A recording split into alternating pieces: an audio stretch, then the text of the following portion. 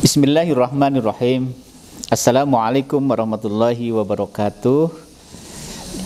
Alhamdulillahilladzi arsala rasulahu bil huda wa dinil haqq liyudhhirahu 'alad dini kullih wa kafa billahi syahida. Asyhadu an la ilaha illallah wahdahu la syarikalah wa asyhadu anna Muhammadan abduhu wa rasuluhu la nabiyya ba'da. Allahumma shalli ala Muhammad wa ali Muhammad wa barik wa sallim. Alhamdulillah kita bisa bersilaturahim kembali di program Kuliah 7 Menit. Mudah-mudahan program ini bermanfaat bagi siapapun yang melihat, mengikuti program ini.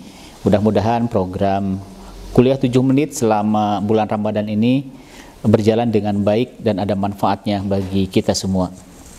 Jamaah sekalian, berbicara tentang Islam berarti berbicara tentang satu rumah gitu ya. Satu rumah yang mana di dalamnya itu kita harus mengikuti aturan yang ada dalam rumah. Jadi ketika kita masuk ke rumah seseorang ya, maka harus mengikuti aturan. Di mana tempat duduk tamu, kemudian di mana toilet, di mana dapur. Setiap masuk ke ruang tamu pasti di situ ada aturan. Harus duduk dengan cara yang baik, melaksanakan apa yang diterapkan oleh yang punya rumah. Yang kedua, ketika kita masuk ke WC berarti harus menyesuaikan. Jika WC-nya itu adalah bersih, maka kita pun harus bisa menyesuaikan WC dalam keadaan bersih, termasuk dapur, termasuk lingkungan yang ada di sekitar rumah tersebut. Begitupun tentang Islam. Islam ini adalah agama yang samil mutakamil. Agama yang sempurna dan komprehensif ya. Agama yang syamil, agama yang universal, mutakamil dan sempurna. Jadi berbicara Islam, berbicara agama yang sempurna, agama yang sempurna, agama yang kafah, agama yang komprehensif. Karena berbicara Islam berbicara tentang berbagai macam disiplin ilmu. Nah, termasuk berbicara tentang Islam adalah ibadah, apa saja yang ada di dalam Islam ini. Pertama, Islam berbicara tentang at-thaharah gitu ya. Islam berbicara tentang thaharah. Islam berbicara tentang thaharah. Apa itu thaharah? Thaharah adalah yang dimaksud dengan bersih di sini adalah nadzafatul qulub wal jasad. Jadi yang dimaksud dengan bahwa Islam itu adalah agama yang bersih, mengajarkan tentang sebuah kebersihan. Yang dimaksud dengan at-thaharah di sini adalah nadzafatul qulub wal jasad. Jadi bersih hati dalam pengertian secara maknawiyah, secara ruhaniyah. Bukan hati liver ya, bukan dalam bentuk fisik atau hati dalam bentuk lahiriah, tapi lebih kepada ruhaniyah secara maknawiyah. Qalbu bukan kalbu. Qalbu itu adalah al-inqilab. Al-inqilab adalah berubah-ubah. Ya muqallibal qulub tsabit qalbi ala dinika. Nah, jadi Islam adalah berbicara ibadah. Islam adalah ibadah. Di dalamnya ada at-thaharah, yaitu kebersihan. Bersih apa? Nadzafatul qulub wal jasad, bersih hati dan jasad. Berbicara jasad ini berbicara casing gitu ya. Jaket yang saya pakai ini adalah casing gitu ya. Dan itu berbicara casing itu bisa dibersihkan dengan sabun, bisa dibersihkan dengan wangi-wangian dan sebagainya. Nah, tapi yang sangat penting bagi kita, jangan terlalu fokus di casing ya, di jasad, tetapi fokus kita adalah di isi. Isinya apa? Qalb ya. Jadi qalb ya. Jadi Rasulullah SAW ketika menerima wahyu itu yang dibersihkan bukan casingnya, bukan jasadnya, tapi yang dibersihkan terlebih dahulu adalah qalb. Dibersihkan dari apa? Dari berbagai macam penyakit hati, dari berbagai macam penyakit qalb. Ada hasad, ada riya, ada takabur dan sebagainya. Itu adalah penyakit-penyakit yang ada dalam hati seseorang. Nah, maka berbicara Islam, berbicara ibadah, salah satu yang harus dilakukan adalah at-thaharah, yaitu bersih, nadzafatul qulub wal jasad. Bersih hati, kemudian bersih jasad. Kemudian Islam juga berbicara tentang as-shalah. Ya. Apa itu salat? Salat adalah ramzul ubudiyah. Ya. Salat itu ramzul ubudiyah. Orang yang masuk ke dalam Islam berarti salah satu aturan yang harus dilakukan adalah kudu salat. Harus salat.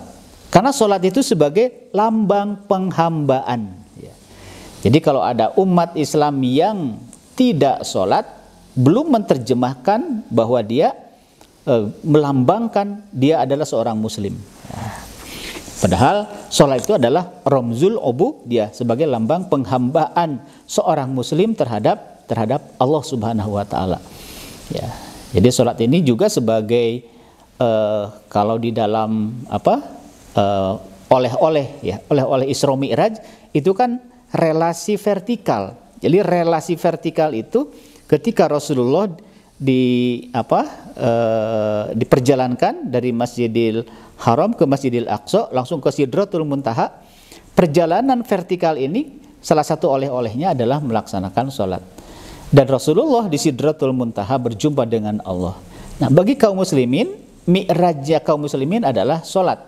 Sholat disitulah kaum muslimin, orang-orang beriman bisa berkhalwat, bisa berdialog dengan Rabbnya, ya, dengan Allah Subhanahu wa taala.